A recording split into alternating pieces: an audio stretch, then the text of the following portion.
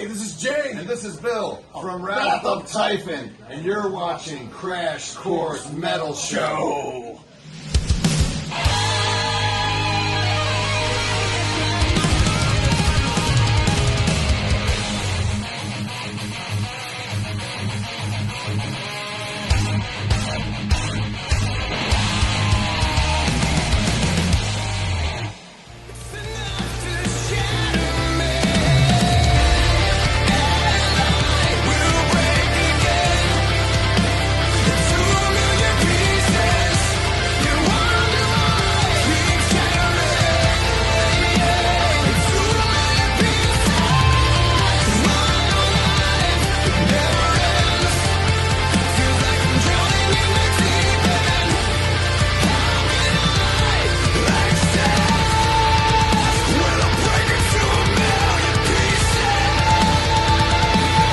What is going on, everybody? Welcome back to another episode of the Krash Kourse Metal Show. I'm your host, Krash, and we got with us here a very local, very good band, good friend, Brady Hearn from 6th Century. What is going on, my man?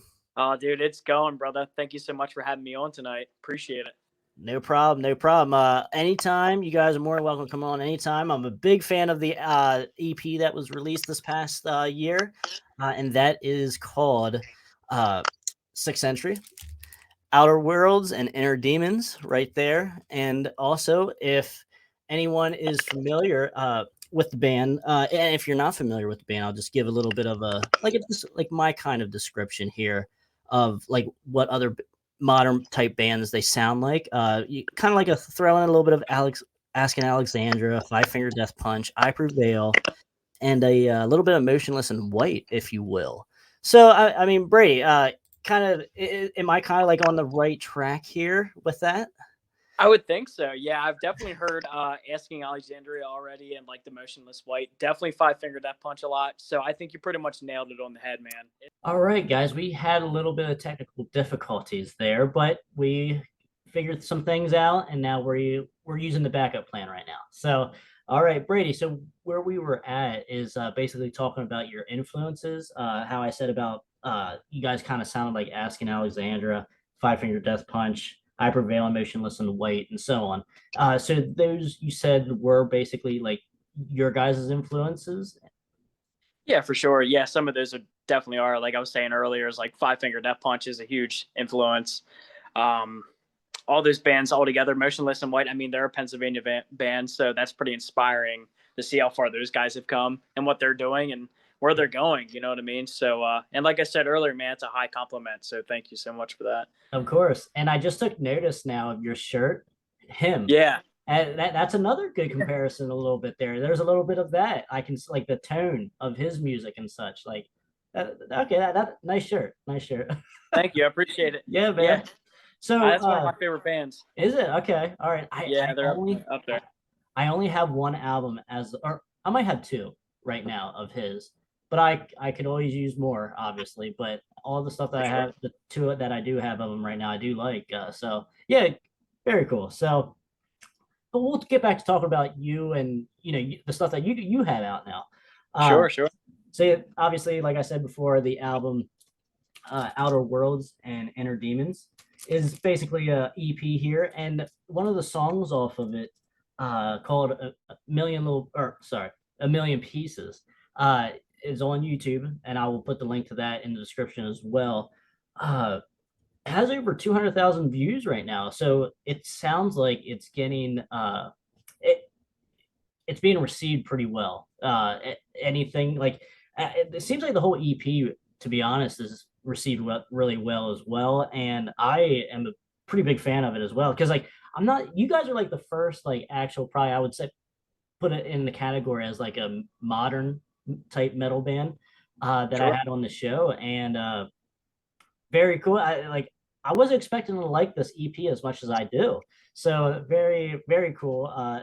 Can you kind of tell us like how, from your guys' point of view, how it was received? Sure. Yeah, absolutely.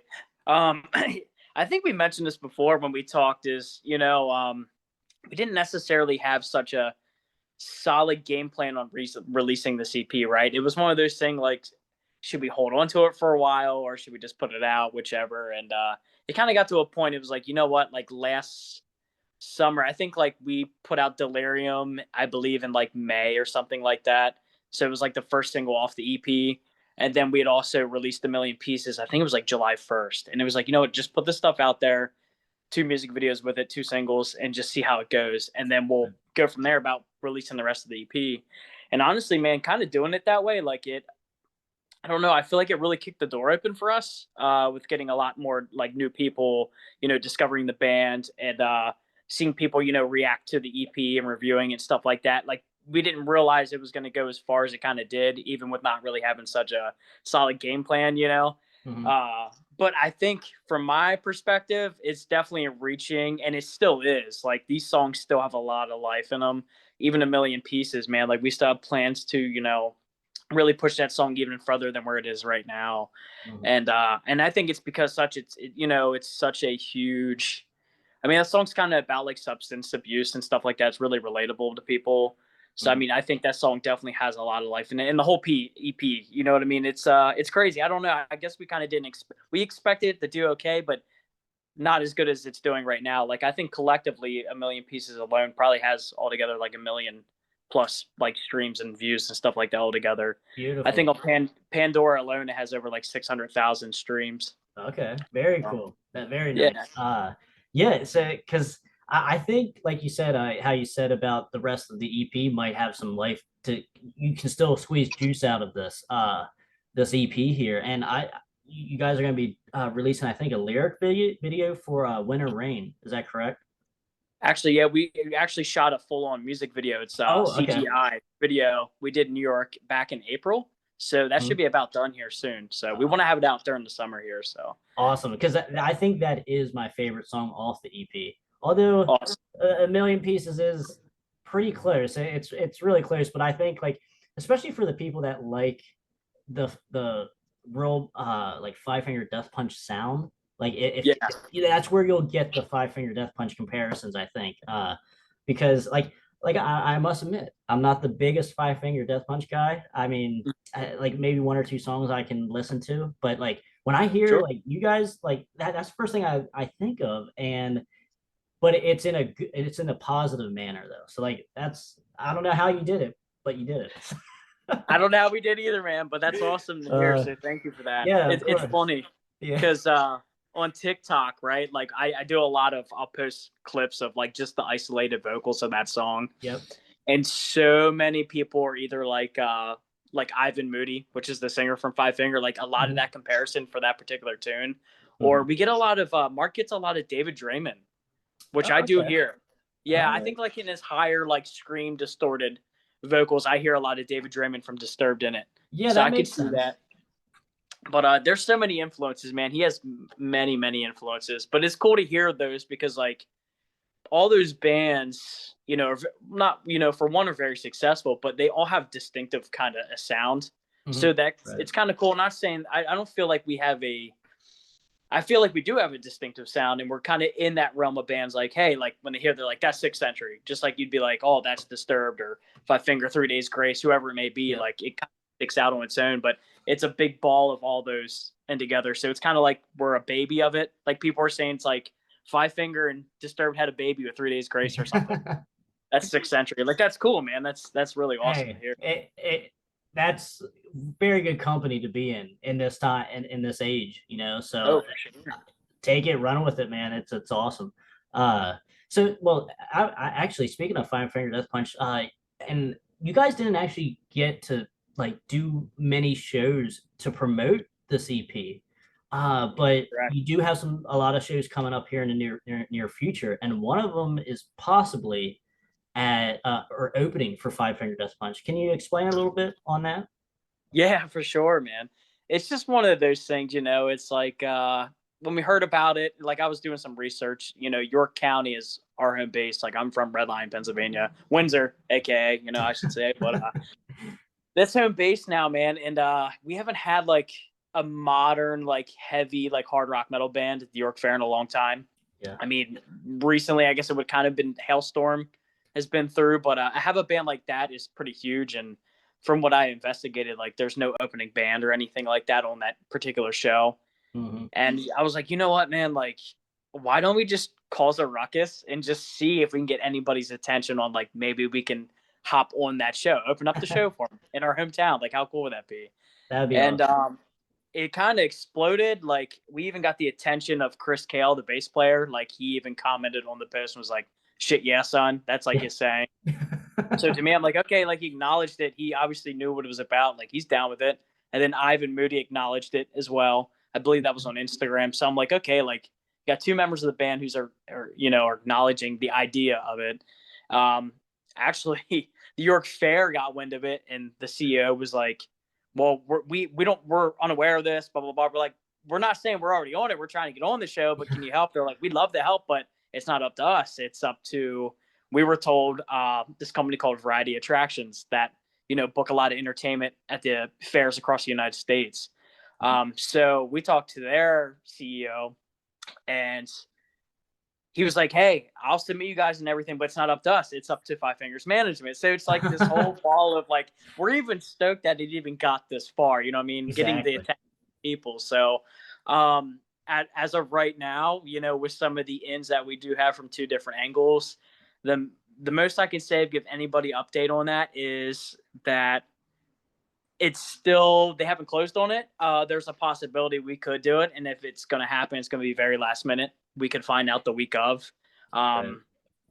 They were kind of deciding on from what I'm hearing, a rock country act to open it up, which I don't know how, that'll go over, but I don't know, man. We'll see what happens. But if not, they would go with us at the end of the day because we're a local rock metal band. So, whatever, man, that's cool. Just give us 15 minutes. We don't need paid. We don't need a guest list. Just give us 15 minutes, man, just to, kick it off for them, and that's it. So that's kind of the update on that as of right now. But they could go with this last minute. We'll see what happens. But, hey, at least I think it was good exposure for all that happening. Even cause that kind of ruckus. So any kind of promotion like that, man, it's all positive, and it's just like a snowball. Once it starts rolling, it'll get bigger and bigger. So hopefully we will find out here in the coming weeks, actually, because it's coming up. It's going to be coming up here very fast. It's coming up quick, man. So we'll see what happens. Fingers are crossed. So yeah. Man, when you said possibly a country rock band or possibly opening, that is totally this area, and I could totally see that happening. Sadly. Totally, yeah. So yeah, that's the hell that we're going through in this area, guys. All the viewers watching, we're going through some hell around here. So it sucks. Oh, for sure. Yeah, man, it's weird. I guess they were saying like they didn't necessarily want some. I don't even know if I'm supposed to be saying this, but they don't even know if they want it within the. And I guess I get it. They don't want it within the same realm as Five Finger. And Five Finger now is a lot of their like ballads and covers, right? They're a lot softer than what they started. So I could see it. It makes sense for this area for sure. But it is what it is, man. Yeah, I guess at the end of the day, but hey, like, why not give a new upcoming rock metal band a chance? Not trying to be like, hey, look at me, but why not? We could probably bring in a lot more people for that show too if we were on it. So I would actually be interested in coming, because if you guys would be opening, I have no interest in. I already seen Five Finger Death Punch once, and that was because of a free ticket to see Megadeth. That's why I went to see Megadeth. Oh yeah. So totally. Yes, I mean, Five Finger put on a good show. Don't get me wrong or anything like that, but that's not the reason why I went. But yeah, I would totally go just to see 15 minutes of you guys. Like, that'd be totally worth it. So it'd be pretty awesome, man. It'd be a cool story written in our, another page written in the book, of building the band. So it'd just be a cool opportunity, And we admire those guys and respect them and what they've done, from they've made their come up and do the thing. So we're trying to do the same thing, man. So we respect the grind and everything. So it'd be cool. We'll see what happens, but good deal. So let's talk a little bit about the EP here. It came out in 2022. There are songs in here now, not like, one of my kind of gripes is with like the modern sound that gets played today. Some of the stuff kind of sounds the same, and stuff. But like, I have to admit, with this EP, there's variety here. Like, even with like A Million Pieces, the breaks are in. It slows down in the song and it speeds back up. Same with like Winter Rain, just a good rocker the whole way through. Like there's good variety here on this EP. Like how did this EP kind of come about? Like how did Sixth Century start? Can you kind of like tell us like how you guys made it up to here? Sure. Yeah, man. Absolutely. I'll try to sum up as best as possible. So originally the band was a project more so of just throwing out a couple original tunes, and it started with Scott Hoon and Mark Adam. So Scott was the the guitar player, Sixth Century, and Mark's the singer. So it was kind of weird. I'll just say from my perspective, I was in a different band at the time, probably back to 2019, going in 20. It might have been early 2020. Yeah. I was in a band called Exemius, and I was with, I think I mentioned before, some of the previous members of From Ashes to New. We were touring with All That Remains, Lacuna Coil, Bad Omens. Just getting started, man. We were doing a thing and kind of lost the stinger after that tour. Some other things were going on. It wasn't really going anywhere. I had Mark in mind to come join in on vocals, and it seemed like a no-brainer to me. But I understand there's other people with different visions and everything, and them's going to be at a hold. And I was like, you know what? Like, I can't stop. I got to keep going, man. And I really liked Mark as a person. He's very talented, a super intelligent guy, awesome songwriter, fantastic vocals. And he showed me Sixth Century, just some of the little stuff they did that was out for, 5-6 months that they did on their own. It wasn't really like a band. And he was like, hey, man, you know what? Like, we have this going on over here. I don't know if this would interest you. And I think that one of the first songs I heard that was unreleased was the cover of Them Bones by Alice in Chains. And they're like, we want to shoot a video for this in a week. We want to have a drummer and bass player. And I was like, holy shit, dude. Like, this is killer. I definitely want to be a part of it. I will do it. So a week later, I went and shot the video. That was the first time I ever met Nick, the bass player. It was the first time he met me. I knew Mark, but he knew Mark and never met Scott. It was really interesting. And when we shot the video, dude, like, we performed it. It was a full band performance. And it was like, I don't know. It was so strange. It was like we've been friends and done it a million times together. Like, we knew it all clicked right there and then. And we're like, we have something special here. So that's kind of where it started. Fast forward, we did a couple cover songs and a couple originals that, Scott shot all the music videos for. Mark also helped edit the videos. We've done everything DIY up until, which would lead us to, Outer Worlds, Inner Demons. Delirium was shot by Scott video also. The first video that wasn't shot by Scott was A Million Pieces. So just progressively, grew into a band. And we never played a show in between that time. I mean, hell, we played our first show December. December. That was our first show. That, yeah.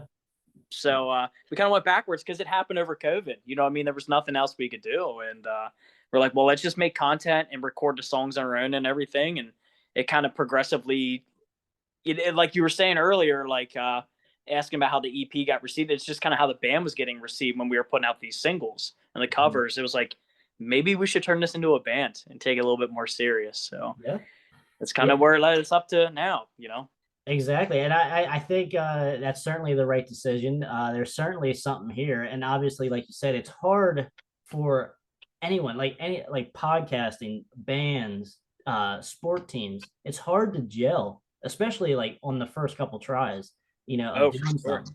Like that's very special. So I'm happy that you guys are, finally going to be doing something. Well, you did do something, but taking it seriously now. So with that being in mind, is there any work on an upcoming like sophomore release here? That's a really good question. We actually just got back into the studio last month. I think we're probably going to continue to do the singles, but we're talking about doing the singles off the next thing, but just doing an album. Just 12 songs at the end of it. We'll put it all on one CD, you know what I mean, and put it out, but do singles from it. But yeah, we've been working on new material that was kind of a continuation from Outer Worlds, Inner Demons. It's definitely deeper. It's more melodic. It's groovier. It's just more the band sound, like the true, like I don't know, like the last EP is, I love it. You know what I mean? It's fantastic. And it's typical for anybody to be like, hey, our new stuff is even better than the last. But I really think this particular one, it's is the true root sound of, I think, Sixth Century. This is what everyone's going to know Sixth Century for.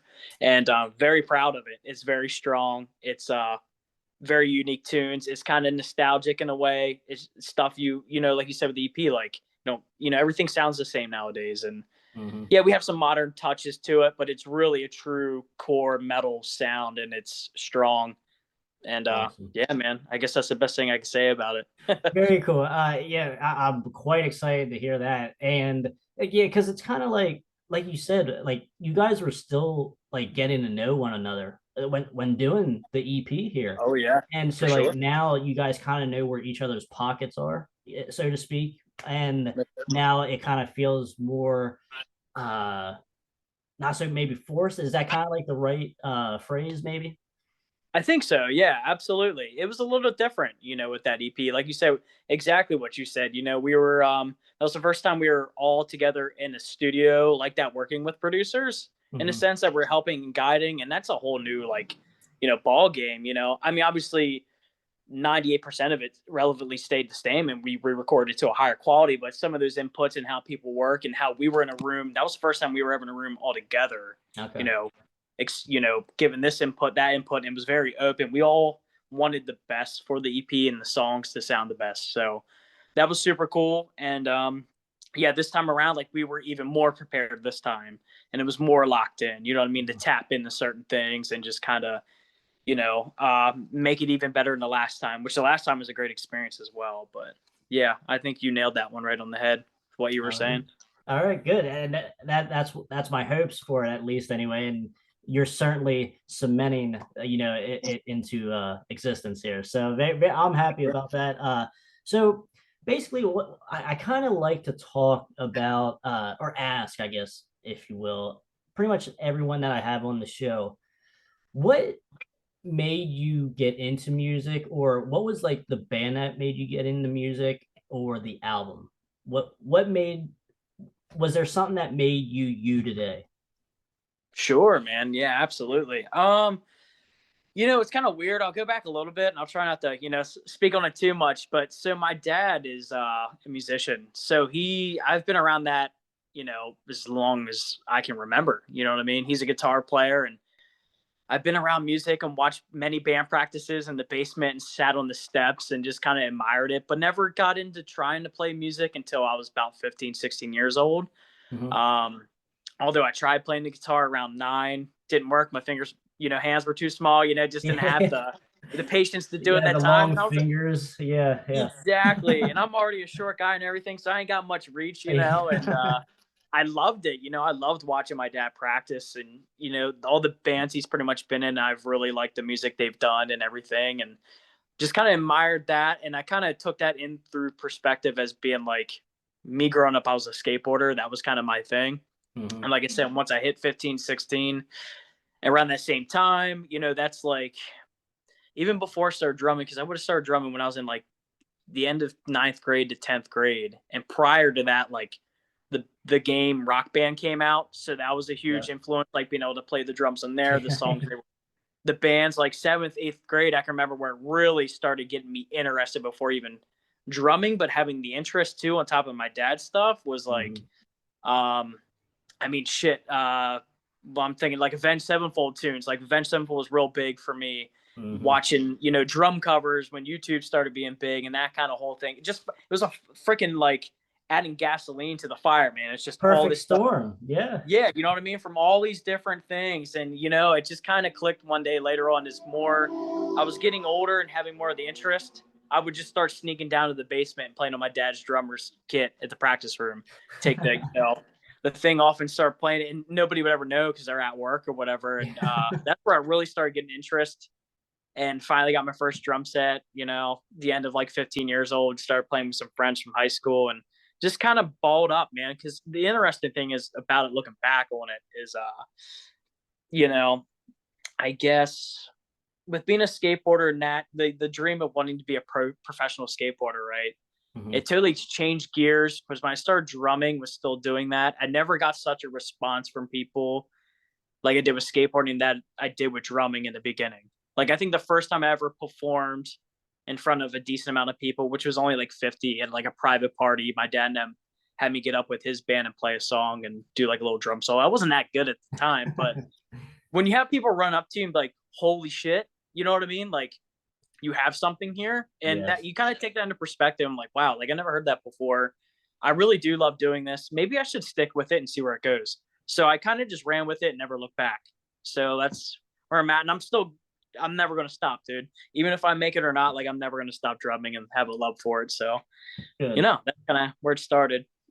Very good. So yeah, so that now that I know that you wanted to be a skateboarder, I got maybe a couple questions here for you. Sure. Favorite skateboarder? Oh yeah, I think a lot of people will know this, but Bam Margera was my idol growing up. I was So. I was gonna guess that. I was gonna guess the him shirt gave it away.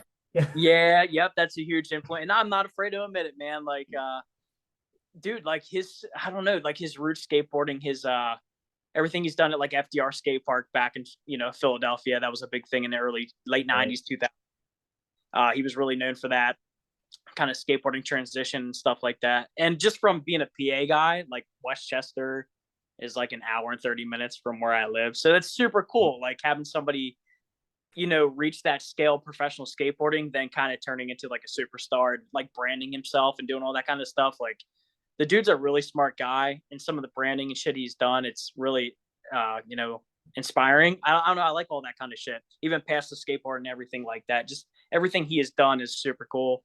He looks cool. You know what I mean? I don't know if you know this. I played in a band for a little while called 616. It was very him influenced. Okay. Bam I actually did a song with Bam. He sang vocals with the guy sang in that band as well. And then my dad did all the guitar work, bass work, and I did the drums. I'll have to send it to you. Yeah, it's called, do that. It's called Wet Leather by a band called Was It Pris, I think it is, from Canada. It was a cover song, The Underground, kind of like a doom metal band. We did a cover of that. That was like one of Bam's favorite bands. And we tracked a bunch of the shit in my basement, and then Bam recorded vocals out in LA or some shit at Sublime Studio, I believe. So it was just like a big collab, and it was kind of over COVID when I was in that band at the time.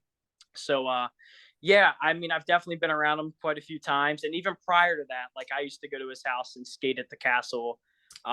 We have a lot of mutual friends of people out there and stuff like that. So even skateboarding, years ago, I've been out there and met him and kind of that whole crew. So it's kind of always followed me, kind of manifested. And that was a cool relationship and stuff. And I knew he was going through a hard time, but he's a good dude. I really like him, and hope he can, turn shit around, because he's super talented and super smart and a good dude at the end of the day. So, but yeah, that's a little backstory in that, man. Yeah, skateboarding favorite skater was him, and I got multiple other ones, but that's the main one. So. Okay, that's a good answer. Because I remember Bam obviously with the shows and Jackass and the shows that he did before Jackass, like his own little thing that he had going on, like with CKY and stuff like that. And definitely, yeah. So and I remember even after like the Jackass stuff, he had it like his own record company or something like that. Like he actually signed bands like Veins of Jenna. Like, well, not now, but in my other room, I have a Veins of Jenna poster. I love Veins of Jenna. They're not around anymore, but like he signed those, and he does a lot of shit, like you said. And dude, yeah, he does, man. He's done a lot of shit for music as well, like you were saying. And I wanted to say that last time because I remember seeing the Veins of Jenna poster on your wall, and I was like, dude, I don't really know anyone else who's ever heard of that band, but dude, they were so good. They were such a good fucking band. And oh yeah, I wish they were still around, man. They definitely had like that super glam, like 80s, but it was like ripping, like in your face kind of music. Yeah, sleazy. It's aggressive. Yeah, very sleazy to it. Actually, Lizzie, the lead singer, he's still active. I'll have to send you a link. The Cruel Intentions is what they're called. I'll send you a link on that. But so one last question here, because we're talking about skateboarding. Sure. Favorite Tony Hawk game? Oh, dude, that's Pro Skater 3 is my all-time favorite one. Oh, is it? Okay. All right. Yeah, that's a little underrated one, I think. And that was the first game I think that had Bam in it. I think that's where I was first introduced. Okay. With his character, like I have an older brother right now. He's like 36. So at that time, I was like, dude, I probably would have been like 5 years old when that game came out. You know what I mean? So he played Yeah. at PlayStation 2. So like that was my first introduction. And then they had like 96 Quite Bitter Beings, the song by CKY Right. was in the soundtrack. And dude, even that soundtrack of that game like really influenced me as well. Even going back that far, you know. Right. That's definitely one of my favorite ones. Of course, the first Pro Skaters Classic and number 2. And I mean, shit, what else was there? Like Underground 1 and 2 and American Wasteland and all that stuff. Yeah, I love playing all those games, man. Yeah, man, I'm right there with you. Like the first 3, like I would have to play them again because I'm just going off like 20-year memory right now, like crazy how long ago that was. But maybe for sure. 2, yeah, like maybe 2, or I mean, I always liked 1 just because of how like blocky it was. Like it wasn't nothing special, you know, it wasn't nothing special, but you could sit there and for hours and play it and listen to the soundtrack too. Like all the soundtracks are really pretty good. You know, Absolutely, man. Yeah, that was like a huge thing with those games was like the music selection and bands they chose was like, dude, there's nothing else. Like it was the perfect playlist, you know? So, and I don't know if you remember, I think you were able to like select which ones you wanted to hear songs at some point in those games. Like you can just turn off some of the other, there were some random ones in there. It's like, you know, but dude, most of the time they were bangers. They were all bangers pretty much. So yeah, I think you're right. I think that might have, I don't know if that started on the first game or the second. It might have even been the third. I can't remember which one, but I remember doing that though. You're exactly right. So for sure. Brady, I want to thank you I know we're for coming on. I want to thank you, my man. Oh, dude, thank you so much for having me on, dude. It's been a pleasure, and I'm glad we can make this happen finally. So thank you so much. Yeah, we tried twice, and you know they always say third time's the charm. So that's what we're doing right now. No matter where it's at, we did it. So yeah, guys, check out 6th Century, Outer World, Inner Demons. Very, very good stuff. You can find it on Spotify. You can also get a hold of the band as well. I'll put their socials, the social media for the band in the description below, and you can pick up a copy as well. Hopefully in the very near future they can get vinyl as well. So, but we'll see what happens. But once again, Brady, thank you again for coming on. And guys, let us know in the comments. Say hi to Brady. Say hi to 6th Century. They'll be around. They'll be back again. Don't worry about that. Whenever anything new comes out, you know, you guys are more than welcome to come on and just talk about music. It doesn't have to be anything, you know, promotion wise or anything. So you guys always have an invite. So appreciate it, brother. Thank you so much. You got it, man. So guys, I want to thank you guys for watching the Krash Kourse Metal Show. I'm Trevor Crash Knight. That's Brady from 6th Century, and we will see you guys later. Later. Rock and roll.